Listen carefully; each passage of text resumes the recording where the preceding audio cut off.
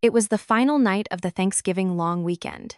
The aroma of cooking already filled the Henderson family home. Sarah had been in the kitchen since morning, frying turkey, preparing mashed potatoes, and making a rich gravy, handling almost all the tasks by herself. Eleanor, her mother-in-law, occasionally passed by the kitchen entrance, peering in, but never offered to help. Megan, Kevin's younger sister, sat on the sofa in the living room, occasionally chuckling as she scrolled through her phone. Kevin, Sarah's husband, was watching football with his father in the den. Sarah said nothing. 7 years had passed since she married into this family, and the holiday season was always like this. A little past 6 in the evening, the sounds of the dining table being set reached the living room. Eleanor was taking out plates and setting the table herself, a rare sight. Sarah, carrying the gravy boat, paused for a moment as she came out of the kitchen. Seeing the scene, she felt a flicker of gratitude inside. "Eleanor, I can do that," Sarah offered. "It's fine. Just bring the gravy." "Kevin's father is getting hungry." Eleanor's tone was short and abrupt. Sarah quietly carried the gravy and placed it on the dining table. One by one, the family members began to take their seats. Mr. Henderson took his place at the head of the table, and Eleanor sat beside him. Megan naturally sat across from Mr. Henderson, and Kevin took the seat next to her. Sarah came out of the kitchen with the last dish. She looked around the table. There were 4 place settings. In front of Mr. Henderson, Eleanor, Megan, and Kevin, plates, glasses, and silverware were neatly arranged. There was nothing for Sarah. Sarah stood for a moment. At first, she thought she had miscounted. She slowly looked around the table again. The missing items were obvious. Sarah's plate, silverware, and glass were absent. The space where her setting should have been was filled by a single serving dish. Eleanor took a sip of water and said, "It's a bit crowded tonight, isn't it? Not quite enough space for everyone." The table had 5 chairs, and 4 people were seated. Sarah showed no expression at Eleanor's words. Megan chuckled. "You can eat later, Sarah. You can just eat in the kitchen, right?" Megan's tone was light. It didn't sound malicious, but her words lingered strangely in Sarah's ears. Kevin picked up his glass. He glanced at Sarah once, but said nothing. Mr. Henderson already had his fork in hand. Sarah quietly placed the serving dish she was holding on the edge of the table. Then, without a word, she walked back into the kitchen. Her phone was on the counter. Sarah picked it up. She then stepped slightly out into the living room, positioning herself at an angle where she could see the entire dining table. She had set her phone to silent mode so the shutter wouldn't click. She took a photo. Just one. The photo showed the dining table, with 4 people seated. It was clear at a glance whose seat was missing and whose meal was not there. Sarah checked the photo and slipped her phone into her apron pocket. Then she re-entered the kitchen.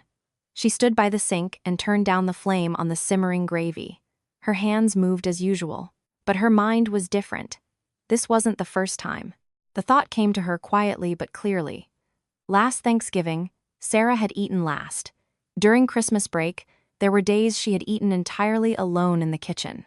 Each time, the reason was different. Too many guests, not enough space, elders should eat first. Each time it was different, but the result was always the same. Only Sarah's seat was missing. Laughter came from the living room. Mr. Henderson said something, and Megan laughed loudly. Sarah also heard Eleanor's agreeing murmur. "Yes, that's right." Sarah picked up the ladle and stirred the gravy once. Her expression didn't change. But what Sarah did for the first time that day was not to cry or protest. It was to take a picture. And no one yet knew what that single picture would come to mean later. 3 days had passed since Thanksgiving ended. Megan was still staying at the Henderson home. Kevin had returned to New York City on the last night of the long weekend, leaving Sarah alone to handle the post-holiday cleanup. This, too, was the usual routine. Cleaning up the house and organizing the refrigerator after a holiday was Sarah's job. Kevin had said, "I wish I could stay, but I have work at the office," and Sarah had nodded. There was probably no lie in his words. But Sarah knew that whether he had work or not, she was always the one who did the cleanup.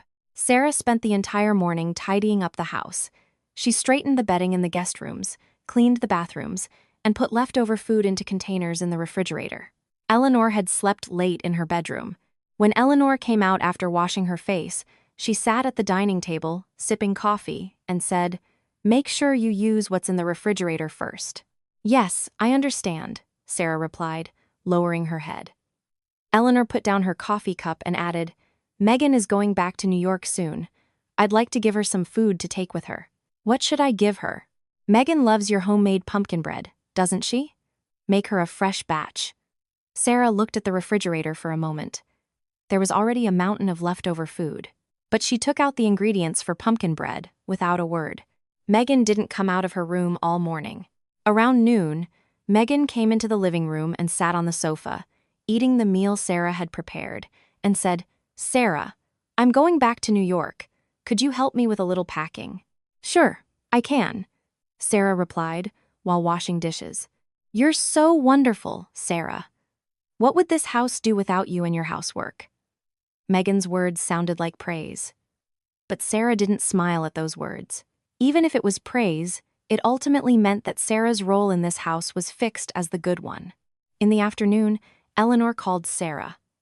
When Sarah opened the bedroom door, Eleanor was standing in front of the dresser.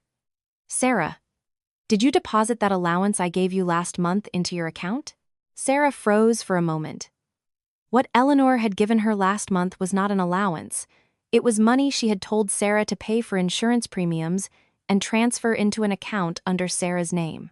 Sarah had processed it as instructed and had the receipt. "Yes, I processed it as you instructed. I also have the receipt." Eleanor looked at Sarah once and then nodded. "Well done. By the way, could I see that account statement for a moment?" "Which account are you referring to?" "The one in your name, of course." "Oh?" Sarah couldn't find her words for a moment. Eleanor's expression was perfectly natural, as if she was merely confirming something obvious. "Eleanor, that account is my personal account. I know that. I just want to see if it's properly organized." Sarah didn't answer. A brief silence hung in the air. Eleanor was the first to look away. "It's fine. I can look at it later." Sarah quietly left the bedroom. As she walked down the hall, her steps were unchanged, but Eleanor's words lingered in her mind. The desire to see the account. The comment about looking at it later. It also meant that Eleanor knew exactly what was held in Sarah's name in this house. Sarah was cleaning up after dinner when she heard voices from the living room and stopped her work. Eleanor was speaking to Megan in a low voice. "You know that insurance policy we have in Sarah's name, don't you?" I know about it. We need to find a way to switch it back to a family member's name later." Megan's voice was heard. "I don't think that's easy. Easy or not, it's worth looking into." Sarah closed the faucet. As the sound of water stopped, the conversation became clearer for a moment. But Sarah didn't go into the living room. She stood there, drying her hands with a towel. Then, as if nothing had happened, she picked up the next plate. That night, Sarah called her husband. "Eleanor said she wanted to see my bank statement today." Kevin was silent for a moment before answering. "Mom's always been particular about that kind of thing, hasn't she? Why can't you just show it to her?" Sarah held the phone and stared at the ceiling for a while. "I'm just telling you what she said." "Okay, I'll talk to her once." Kevin's voice sounded tired. Sarah didn't say anything more. After hanging up, Sarah opened her phone's photo album. There was the photo of the dining table she had taken 4 days ago. Sarah looked at the photo for a while. Then she created a new folder. She didn't give it a name. It was the week after Megan returned to New York. Only Eleanor, Mr. Henderson, and Sarah remained at the family home. Kevin didn't come home for the weekend either. He said he had a sudden project, and Sarah told him that was fine. All that time, Sarah single-handedly managed the household chores. She cooked breakfast, prepared Mr. Henderson's medication, made dinner, and washed dishes. Eleanor accepted all of it as a matter of course. There were no words of, "Thank you for your hard work." There were words like, "This is a little bland, isn't it?" Sarah smiled and said, "I'll adjust the seasoning next time." It was Saturday night. Eleanor's friends visited the family home. Eleanor said she had invited them herself, and Sarah heard about it that afternoon. "Guests are coming, so please be extra careful with dinner." Sarah was in the kitchen all afternoon. She roasted fish, made a stew, and prepared a fresh salad. When the guests entered the house, they said to Eleanor, "You've got a very talented daughter-in-law." Eleanor smiled and replied, "She still has a lot to learn, though." Sarah heard those words from the kitchen. She smiled quietly as she carried a serving dish towards the dining table. Dinner began. The guests sat next to Mr. Henderson, and Eleanor sat in her usual seat. Sarah went back and forth between the kitchen and the dining table, carrying dishes. There were 5 place settings, and 5 people were seated. This time, Sarah's place setting was also there. Sarah confirmed it and took her seat. It was midway through the meal when one of Eleanor's friends asked, "Does your daughter-in-law work somewhere?" Eleanor answered, "She's a homemaker. The work here is not easy, you know." Sarah quietly put rice in her mouth. Eleanor added, "Sarah, have you organized your bank statements recently?" The atmosphere at the table fell silent for a moment. The guests continued to pick at their food without much concern, but Sarah put down her chopsticks. "Which account are you referring to?" "The one in your daughter-in-law's name, of course. I just thought it should be organized." Eleanor's voice was as calm as ever. It was a strange conversation to have at a table with guests, but Eleanor seemed completely unfazed. In fact, her naturalness made Sarah feel even more uncomfortable. "What do you mean by that?" "Well, anything in the daughter-in-law's name is ultimately family property, isn't it? It's a good idea to check it once in a while." One of the guests awkwardly laughed and changed the subject. "Everyone is careful about organizing their finances these days, aren't they?" Eleanor also laughed and replied, "That's right. It's best to do it early, before things get complicated later." Sarah said nothing. Instead, she slowly picked up her chopsticks again. Her expression didn't change, but during that brief silence, Sarah had clearly sorted one thing in her mind. This wasn't the first time these words had been uttered. A few days ago in the bedroom, before that in the living room, Eleanor had been repeating words in the same vein, and today, she said it in front of guests. Eleanor seemed to know that the more public the setting, the harder it would be for Sarah to easily refute her. After the guests left, Sarah washed the dishes alone. Eleanor went into her bedroom, and Mr. Henderson turned on the TV. As Sarah washed the dishes, she slowly replayed the words she had heard today. Anything in the daughter-in-law's name is ultimately family property. It didn't seem like Eleanor had merely slipped up by saying those words in front of guests. For Eleanor, who was concerned about appearances, discussing family finances in front of guests felt more like a tactic to normalize those words as something that was to be taken for granted, as if it were something anyone would say. Sarah rinsed the last plate. Then, as she dried it, she thought for a moment. Documents and conversations came to mind. A few days ago, Eleanor had been standing in front of the dresser in the bedroom. Sarah had never directly confirmed what was inside that dresser. Sarah folded the towel and placed it beside the sink. Then, instead of going to the living room, she quietly entered her own room.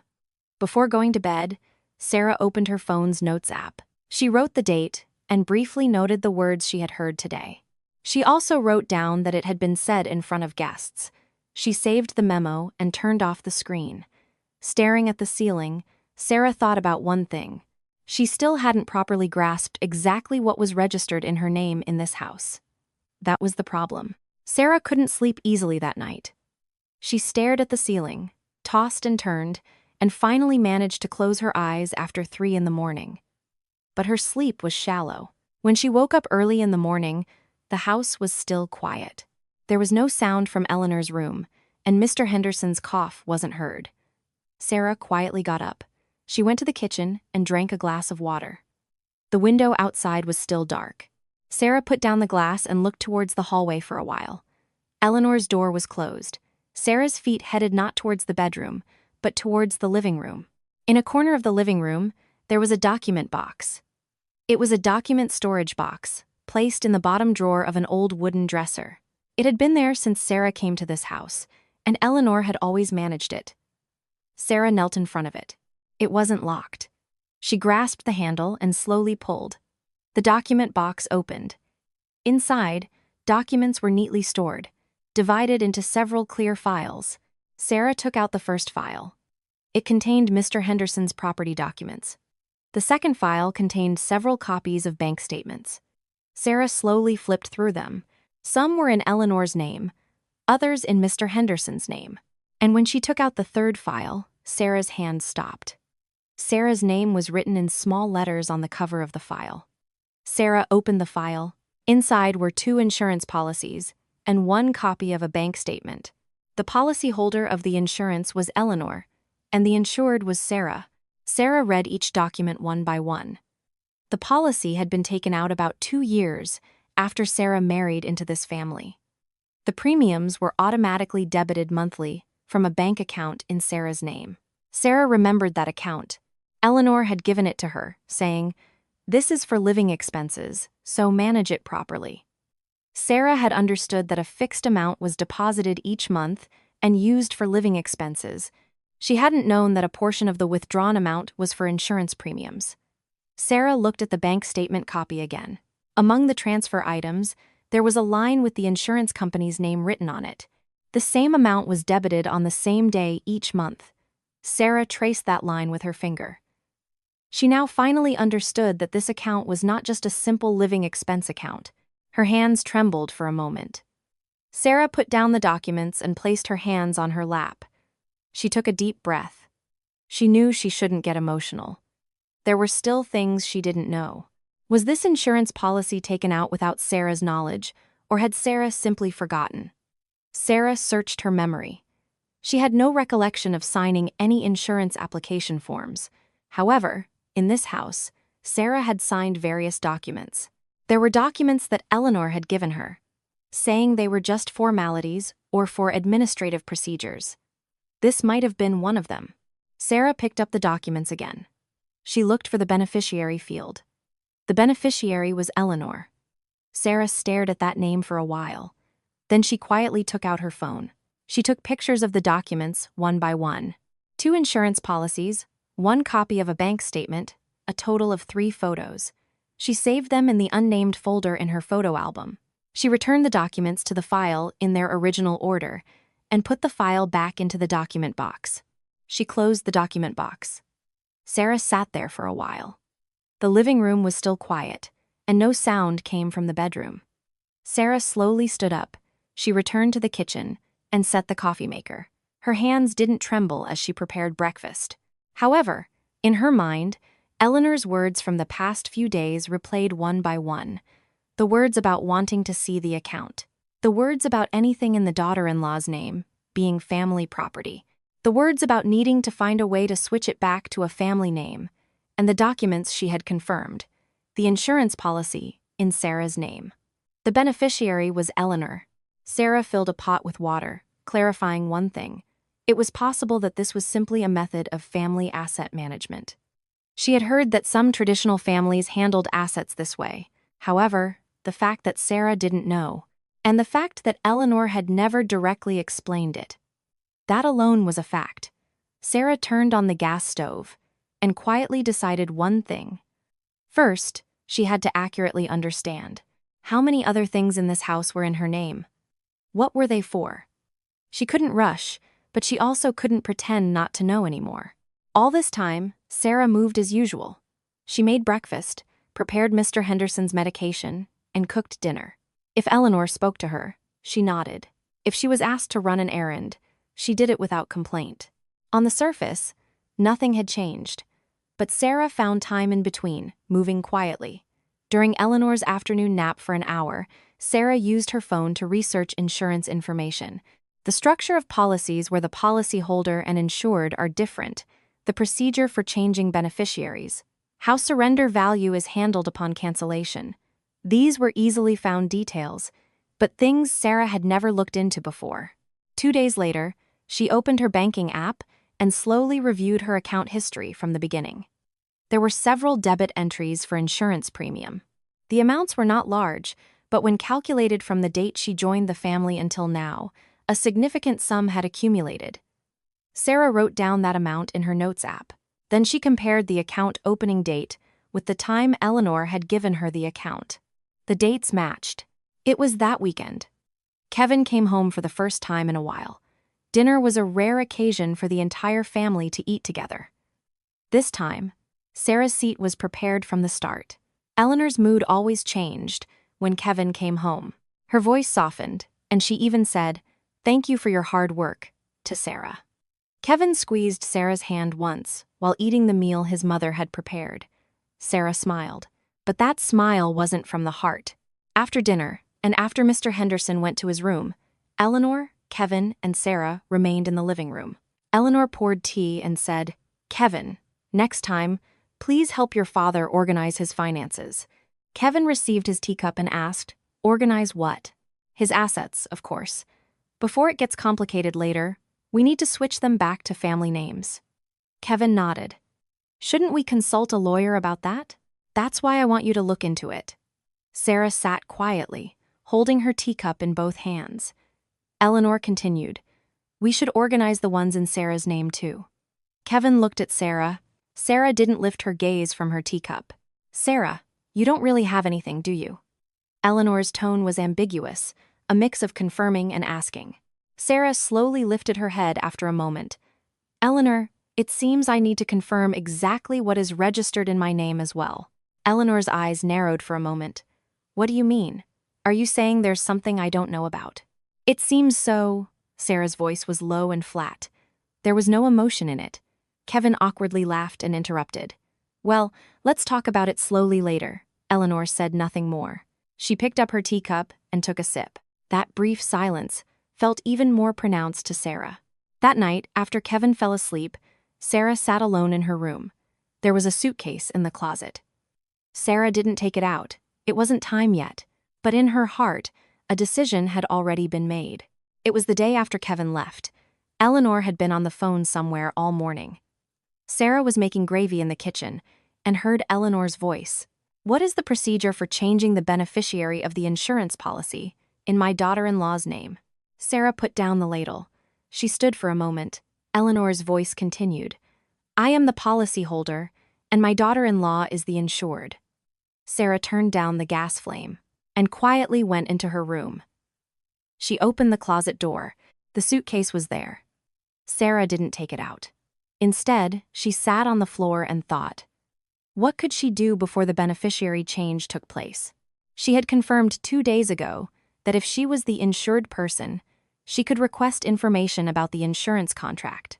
She also knew that whether the consent of the insured was required for contract cancellation or beneficiary, changes varied by insurance company. Sarah picked up her phone. She searched for the insurance company's call center number. She made the call. The connection announcement played. Estimated wait time, 12 minutes. Sarah waited in that state. From the kitchen, Eleanor's voice was still faintly audible. The call connected. Sarah stated her name and said she wanted to confirm the contract details as the insured person. The operator guided her through the identity verification process. Sarah answered calmly. After the consultation, Sarah wrote down what she had learned in her notes app. It was a system where beneficiary changes were possible without the consent of the insured. That insurance company allowed the policyholder to apply for a beneficiary change alone. Sarah saved the memo. And then she took out the suitcase. She placed it slowly on the floor, trying not to make a sound. She opened a drawer and quietly put some clothes in it. She took out a document envelope she had kept separately in her desk drawer. Inside were printed copies of the documents she had photographed, and a copy of her bank statement. It was one she had issued through the banking app. Sarah pushed the envelope into an inner pocket of the suitcase. She didn't close the zipper. There were still things she hadn't finished packing. She pushed the suitcase back into the closet. She closed the door. She left the room and returned to the kitchen. The gravy was simmering. Sarah turned up the heat again and tasted it. It was a little bland. She added a little salt. Eleanor stood at the kitchen entrance and said, "Let's have a simple lunch today, okay?" Sarah replied, without turning around. She heard Eleanor's footsteps turn and leave. Sarah slowly stirred the gravy with the ladle. She had no intention of ending this here, but she also had no intention of escalating it any further, for now.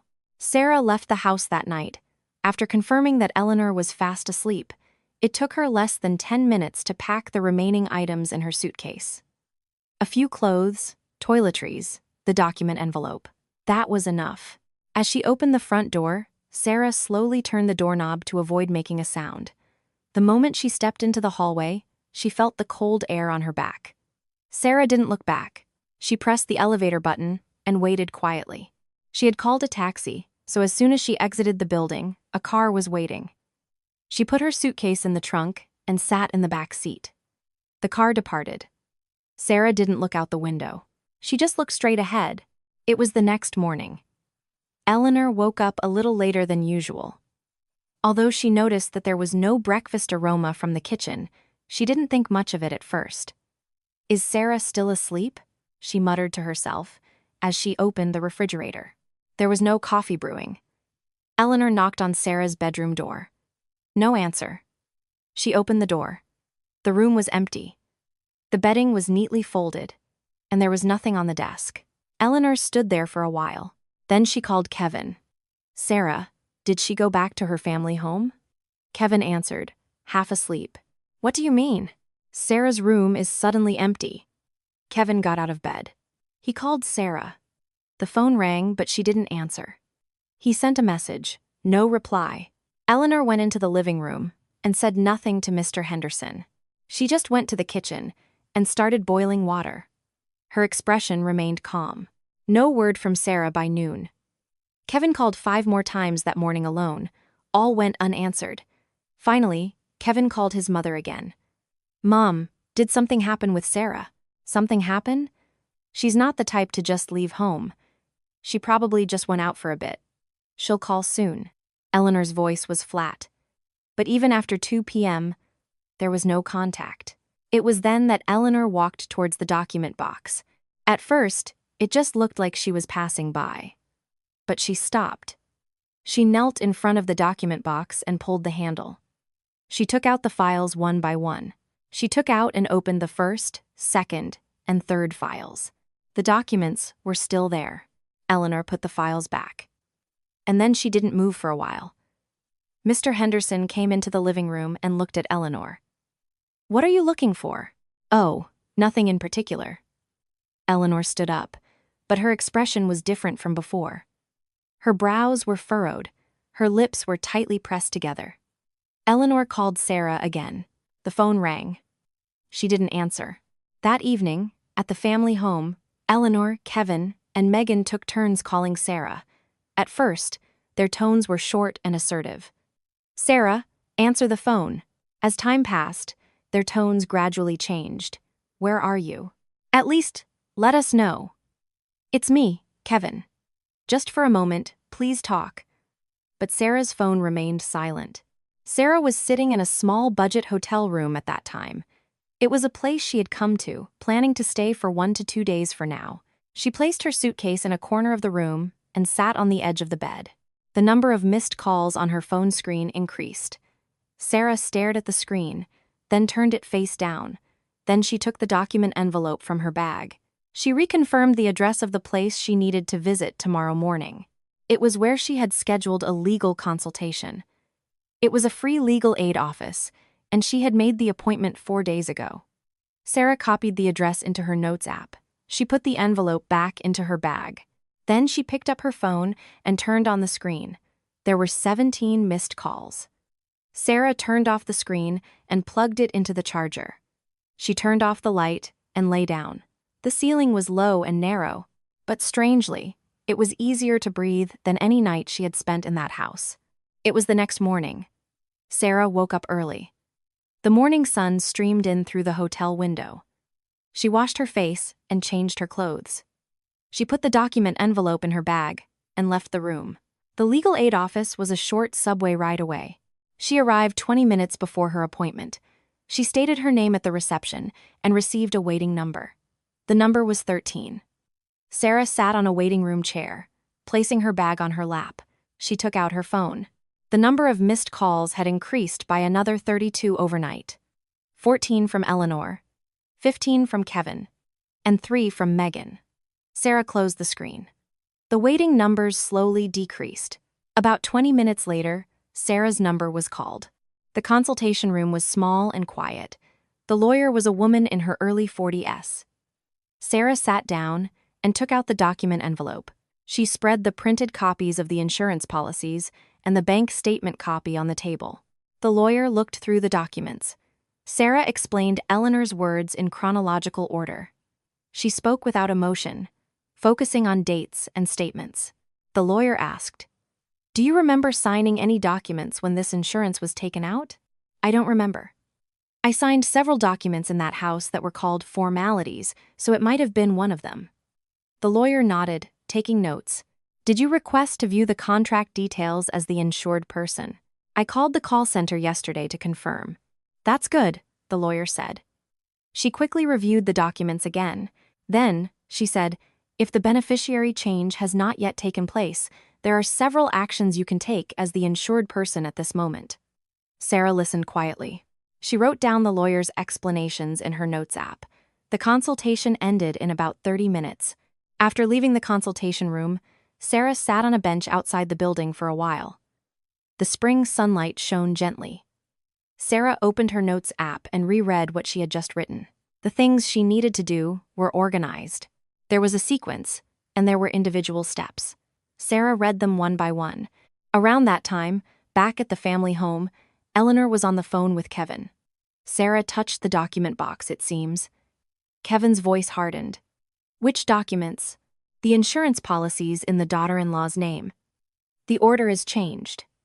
Kevin was silent for a while. How would Sarah know about that? "That's why I'm telling you to contact her quickly." Kevin called Sarah again. This time, the call rang once and then disconnected. Sarah had rejected the call. Kevin sent a message. "Sarah, where are you? It's me. Just for a moment, please answer."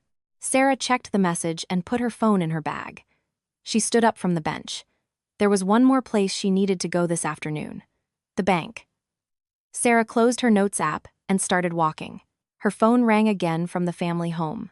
Sarah checked the screen as she walked. It was from Eleanor. Sarah turned off the screen and put it in her bag. Her feet didn't stop. Several days passed. During that time, Sarah visited the bank and submitted an official written request to the insurance company as the insured person. Nothing had been fully processed yet. She had submitted the documents and was waiting for confirmation. She also scheduled her second consultation with the lawyer. That meant she had done everything she could do right now. Sarah sat in her hotel room, looking out the window. Calls still came from the family home, but the frequency was decreasing. For the first 2 days, there were dozens of calls a day, but today there were only 3 in the morning. 1 from Eleanor, 2 from Kevin. Sarah didn't answer. That afternoon, Kevin visited in person. Sarah didn't know how he had found her location. He called Sarah's name in the hotel hallway. Sarah opened the door. Kevin looked at Sarah's face and was speechless.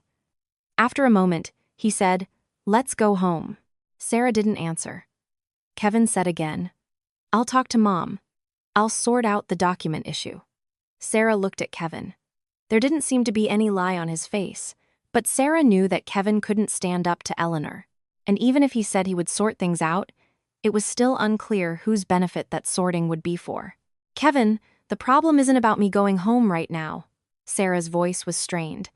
"I didn't know how things registered in my name were being used." Kevin couldn't say anything. After Kevin left, Sarah remained alone in the room. She took out the document envelope and rechecked its contents: the printed insurance policies, the bank statement copies, the consultation memo. She put them back in order. She closed the envelope. The dining table in that house where Sarah couldn't sit, the chores she had taken on as a matter of course, the insurance policy she hadn't known about. Sarah didn't dwell on them for long. They were already in the past. What remained now was the process. Things to be handled calmly and systematically. Sarah opened her notes app. She wrote down what she needed to do tomorrow: the second legal consultation, confirmation of the insurance company's document processing results. That was all. She closed her notes app and turned off the light. That night, there were no calls from the family home. Sarah confirmed it and placed her phone face down. She didn't know if a daughter-in-law's seat was ever set at that family's dining table again. And for Sarah, it no longer mattered.